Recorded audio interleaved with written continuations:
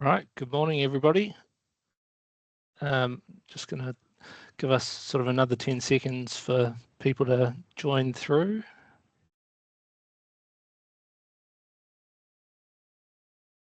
Plenty of people still joining, so we'll just give it another minute till we kick off.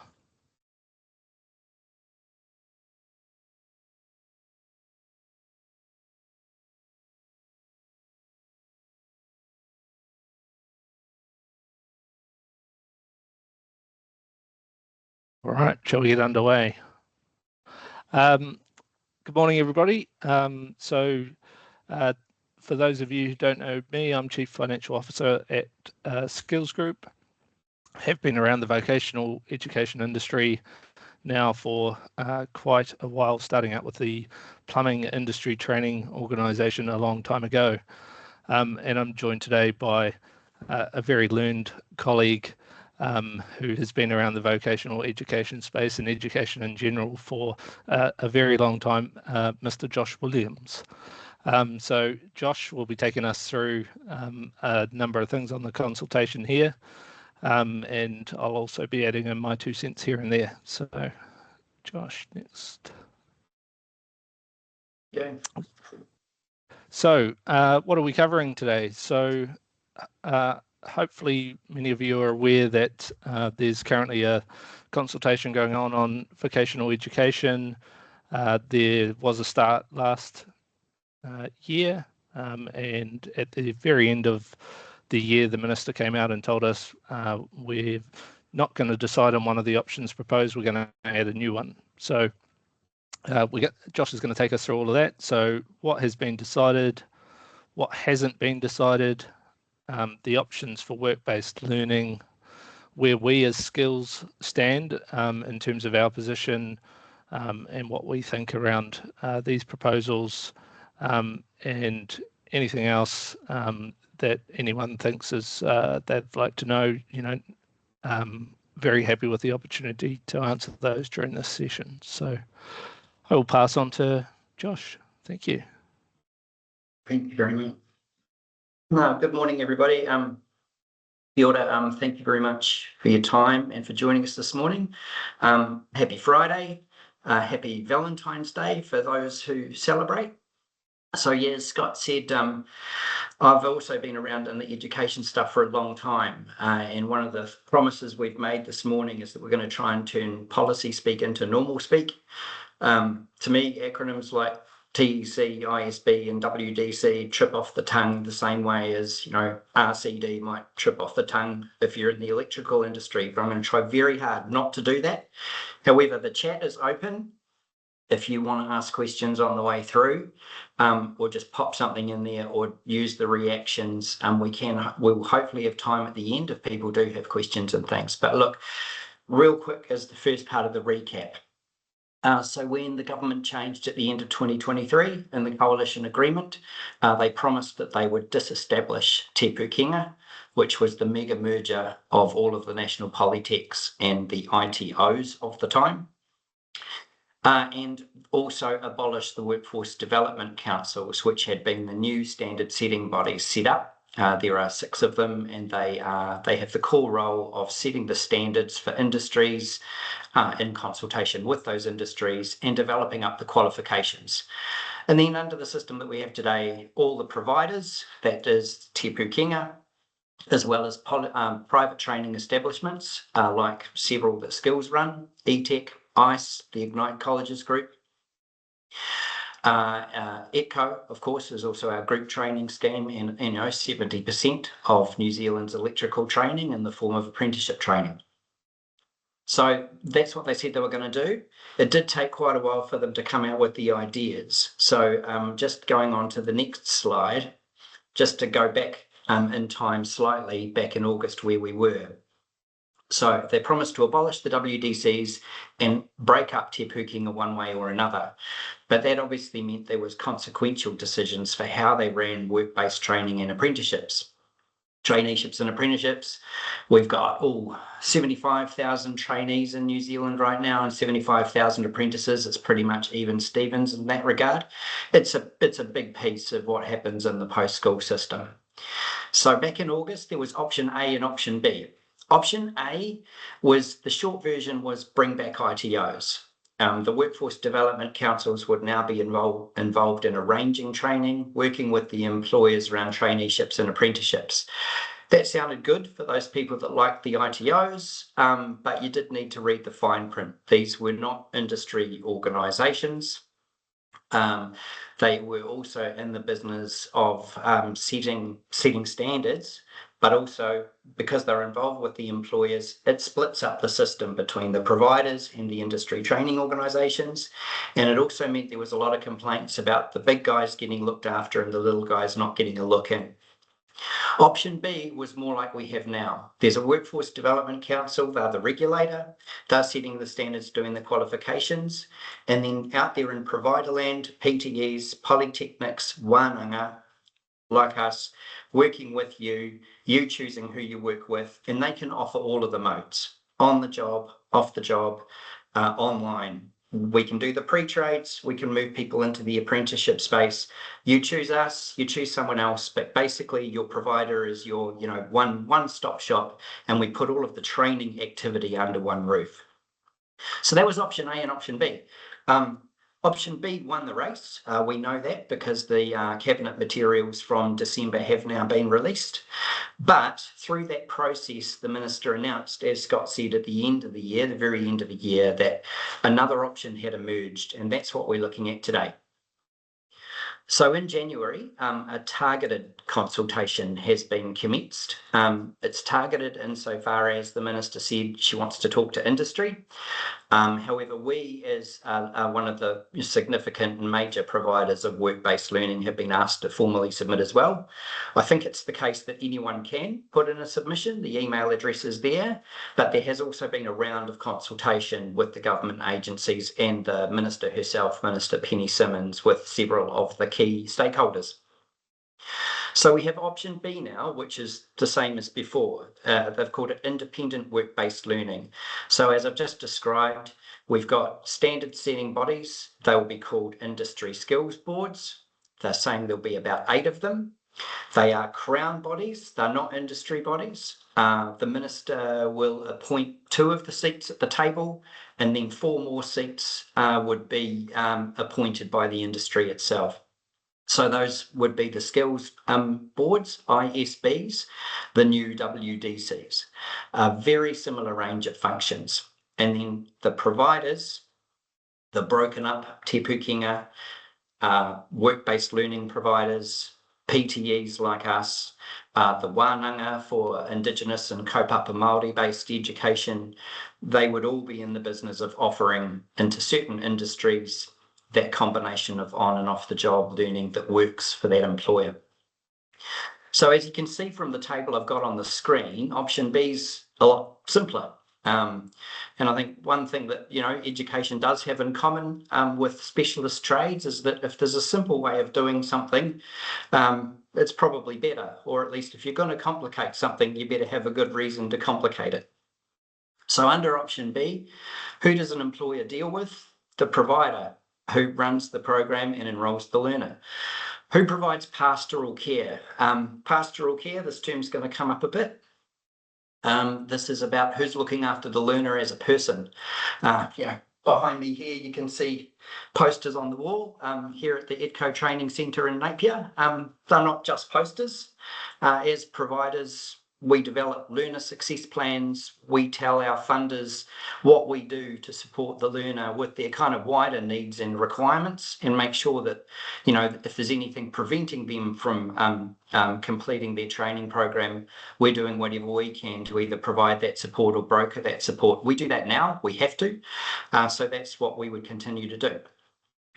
Who arranges the education and the assessment, the provider, and who's responsible for the learner success? Who's accountable for getting that apprentice over the line? We would be. So as you can see, option B, the provider is your one-stop, provides the options, puts together the blend of learning on and off the job that works for hopefully the apprentice's circumstances and hopefully yours. We do our best to manage that, but it's one player. Option C, and just in case anyone thinks this is spin, the table that you're looking at is literally a screen grab from the government's consultation document. So I'm not twisting any words here. This is literally what it says. Option B is you deal with us, or you deal with your choice of provider. In option C, you've got to deal with at least 2 organisations, because now the Industry Skills Board, along with setting the standards and developing the qualifications, is responsible for the pastoral care piece that I talked about. Now, cut to the chase, there's a resourcing implication in there. Some of the funding that we get to provide pastoral care would be carved out in the system for the Industry Skills Board to do that. What it means, though, is the provider who owns the program and enrolls the learner, that would be us. So we would be going around finding the learners, and you would be calling us when you wanted to enrol someone. But the Industry Skills Board for your industry would also be involved. They're a signatory to the training agreement. We would have 4 signatories to a training agreement rather than 3. So the pastoral care responsibility is now with the Industry Skills Board, not the provider. The provider who owns the program and enrolls the learner is the one arranging the education and assessment, so that doesn't change. But now responsibility for the learner success is also shared between the Industry Skills Board and the provider. Now we're going to get, Scott's going to take us through kind of where we stand on this, but you're probably already getting the impression from how I'm talking about it that we think there's all kinds of room for confusion there in terms of who's responsible for actually supporting that learner to get over the line. So that's the kind of who does what. The second part of the option, I do see some questions coming through, so don't worry, we will get to you. So the second part about the difference between option B and option C is the who goes where, because there's an implication for how they break up Te Pūkenga. So remember that Te Pūkenga, the mega polytechnic, as it is fondly termed, is actually the 16 former regional polytechnics of the regions of New Zealand. Sorry, plus, Josh. Yes, Scott, sure. I think you jumped the slide. Just pop one back. I did too. So I have. Sorry about that. So who goes where? Okay. We've jumped ahead. So yeah, the other big difference between option B and C is how the government's describing what happens to the work-based learning divisions of Te Pūkenga.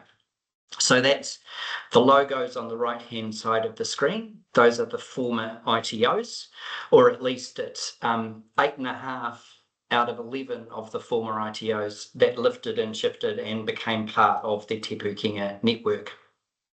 So under option B, those work-based learning divisions move out of Te Pūkenga and stand up again, firstly in a holding entity as a transitional measure, and then to be transformed into, the government wants to see around 8 work-based learning providers.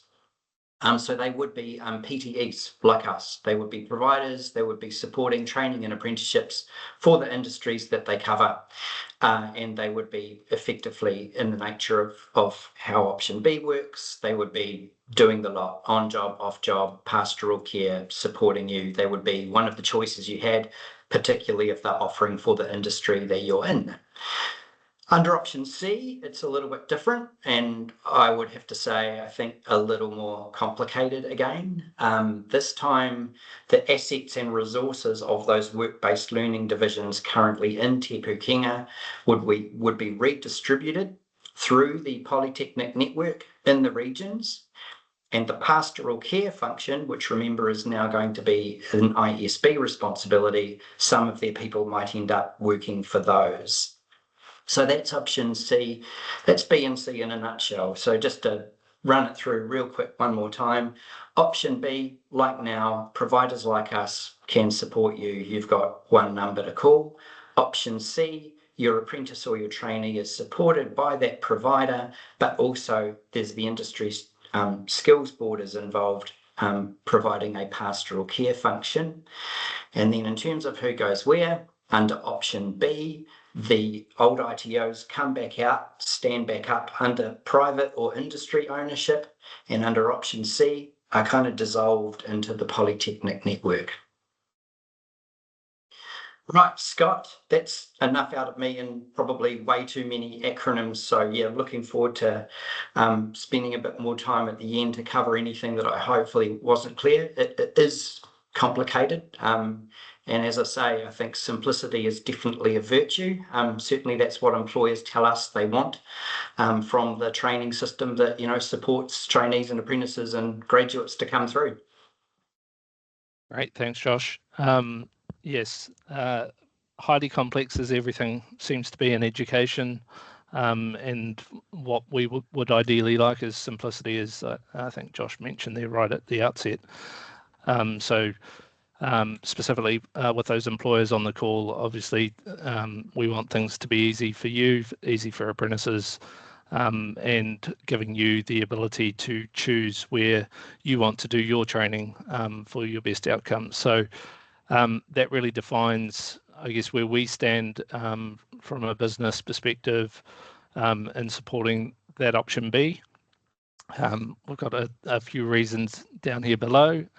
Josh has touched on them through that analysis between the two different options. But we don't really see anything in option C that provides any real advantages to the business, to yourselves, to apprentices. So we just see that as adding extra complexity and extra cost to the education system. I'm sure all of you on the call that are employers would not want to see apprentices having to get charged further funds, or if you're paying yourself, further fees, because the government's added further layers of complexity in that system. So going through some of the benefits in option B, one of the key ones is that employer choice. It keeps that really open for employers to ensure that the providers keep honest in their service and allow you to choose where you would like to go. So keep the sector honest in terms of that service delivery. You can choose A or B. That's where I want to go because they're going to deliver the best training for me. Option B allows that to continue. So it allows you to choose your training partner and then turn up at the door through that pastoral care network as well, rather than having to have the ISB, the Industry Standards Board, involved. I guess elaborating on that further, if you think about that, it's the one car up the driveway. So if you've got pastoral care coming from an ISB, how do you get in touch with the people for your training support as well? Because the ISB will not do that. They will know things related to pastoral care, whatever that means. I don't think that has been well defined either through this process. Imagine one day you've got someone turning up to talk about not sure, and the other day someone coming to maybe help with where the apprentice is with training. So I'm sure you would much prefer only one car to turn up and be able to focus more time on billable work. In terms of signing up at the very outset, currently we have what's called a tripartite agreement. So 3 parties all pulled together to sign that being the apprentice, the employer, and the training provider. The reason behind each of those is obviously the apprentice is doing the training, the employer is supporting with on-job elements of the training, and the provider is supporting that holistically with some training provision as well. In option C, you'd be adding a 4th, as Josh was talking about. So that Industry Standards Board being added to that to provide that pastoral care element. So that's just another entity to sign and slow things down from a process point of view. And I'm sure not many of you have heard of too many tripartite agreements, let alone quadrite agreements. So, that's a new one on me from a language perspective. The next item, clear accountability for learner success and outcomes. Option B really defines the provider and holds them to account on ensuring we're supporting apprentices and employers to get through. With option C, we think that then starts to blur that line a little bit around where are the responsibilities And again, it comes back to a cost element, because if the training provider is to have all the elements of being accountable for learner success and outcomes, then that will come at a cost which would not be covered via any level of government funding that would push into those ISBs. So that just starts to push up the umbrella on total cost, which naturally we would not want to do. Less disruptive change overall. The system is what it is currently, and essentially that would continue in the way it sort of is today to a degree. There would still be some shift, specifically out of the WBL area, but essentially you would be signing up with a training provider, and that would be your training provider for your duration of apprenticeship. You wouldn't have multiple entities that you needed to interact with. So, for example, if you are currently signed up as an ETCO or ICE training agreement, that would continue in the way, shape, and form it currently does today. Delivering pastoral care. I think we've talked quite a bit about this one. Yeah. Scott, I mean, I was interested, I know yesterday you were on the road, Tauranga and other places, and one of the things that we're starting to see with the system as we've got it now is there isn't that split anymore. So like, for example, here in Napier, we've got really full pre-trades classes right now, with a lot of young people that are getting the basics and getting the theory. So they're a good recruit for down the line for an apprenticeship. And we can continue with them. The way the system used to be, and potentially again, is that split between the pre-trades and the apprenticeship space. So, this for us is about, building up that pipeline that's supporting the industry, when times are good and when times are less so good. And I think that pastoral care thing being delivered by a different organisation, there is precedent for this. For those that have been around a while, you might remember modern apprenticeship coordinators. And then later on, when New Zealand apprenticeships came along after Stephen Joyce did a review of the ITOs, it becomes very confusing because the ITOs were not allowed to deliver. So if the training advisor showed up and they were having a problem with this module or this unit standard, sorry, mate, can't help you with that, but have you got any problems? So we weren't allowed to step into delivery from the ITO space. Which is just silly. Again, I point to these posters behind. You can't separate support for the learning and support for the learner. You might be able to write that down or draw it on a whiteboard in Wellington, but it's not actually how human beings tick or how it operates on the ground. So ITOs, you don't want to be in a situation where a training advisor is standing there saying, hey, I can help you with your life, but not your learning. And then next week, someone's coming along saying they can help you with your learning, but not your life. That just makes no sense to me in terms of this pastoral care piece. Yeah, thanks, Josh. I guess to add to that, from that pre-trade perspective, for those of you employers that haven't engaged in that process, I think a number of employers are starting to see real value in that continuation within a training provider. So, if that learner's come out of a pre-trade, that learner's now into the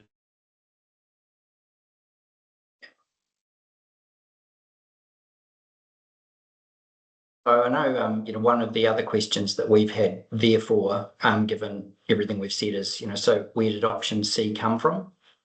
And we know, of course, there is a range of views out there that, we're giving you ours. And I mean, in that regard, option B came first in the initial consultation. And we're consistent just based on that thing around, we think employers themselves should be trusted to choose their training partners, not be forced to work with someone. So ultimately, option C, we understand, comes from some industry associations out there that remember that the ITOs had that level of national coordination, and that this would bring some of that back. So again, just a point to make there is that the piece that's proposed that the ISBs do is pastoral care. But if the main job of those industry skills boards is to set standards and develop qualifications, we think that's a pretty weak feedback loop in terms of their core role of standard setting. And the second point is in terms of the in terms of that being involved in the feedback loop. That's very good, but again, these are not doing the arranging of the training as it is. It's just that provision of the pastoral care. So I don't know if we've lost Scott. I know one of his kids fell over and hit his head this morning, and he's probably going to run off to the doctor straight after this webinar. But look, I'll just by way of I don't know if you've got me back or not. Oh, Josh, yeah, there you are. We can't see you, but we can hear you, Scott. Are you all right there? Yeah. Apologies. I'm not sure what's happened there. Something clearly has, but yeah. I'll let you Now, continue. Look, there's a couple of things that have come through the chat. One's an easy one. Will the PowerPoint be available? Yes. And we realise there's a lot of words on them. They have been designed to be taken away and read. So anybody that's registered, yes, the PowerPoint will be circulated to you. And feel free to share that around. And then Nicola, you've asked, can pastoral care be subcontracted under either of these options? So it's not spelled out, but the assumption would be yes. And I know that has been talked about specifically with option C. Oh, well, the Industry Skills Board could just subcontract out that pastoral care function.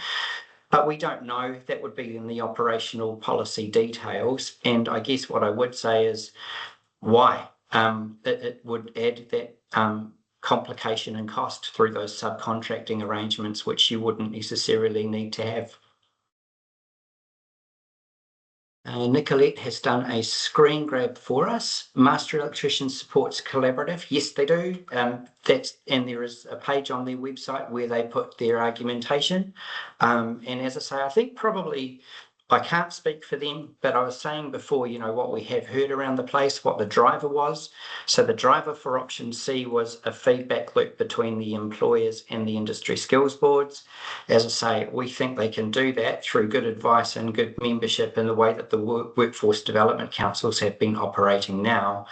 Delivering pastoral care, we think on the ground will be annoying at the delivery layer and won't actually inform the standard setting role.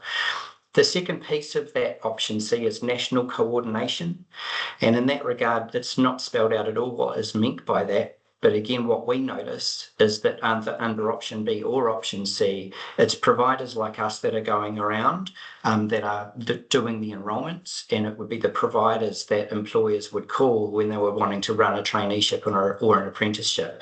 So there's very little detail at all around what is meant by that national coordination function apart from the words.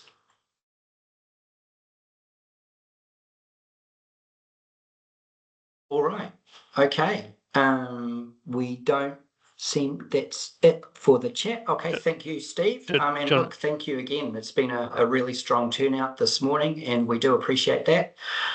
So thank you very, very much for attending. Do you want to flick to the last slide Scott, there, Josh, to wrap up? Yeah, sure. That is so. Just any questions? Again, thanks for your time. We are, as some of you will know, we've been running these webinars on a monthly basis. Next month, March, there's quite a lot of good information about the new electrical qualifications at level 4. So I think Lindsay John will be back along with a couple of others, and we'll be talking about new developments in the electrical training space and those new qualifications. So with that, thanks very much. Feel free to be in touch. There's an email there on that slide. And if you've registered for this, you'll see the recording and the slideshow. And we are dead keen to hear from you if there are things you'd like us to cover in these webinars. But in the meanwhile, I hope that's been a useful explainer of a complicated space, and appreciate all your time. Have a great day. Thanks, Josh.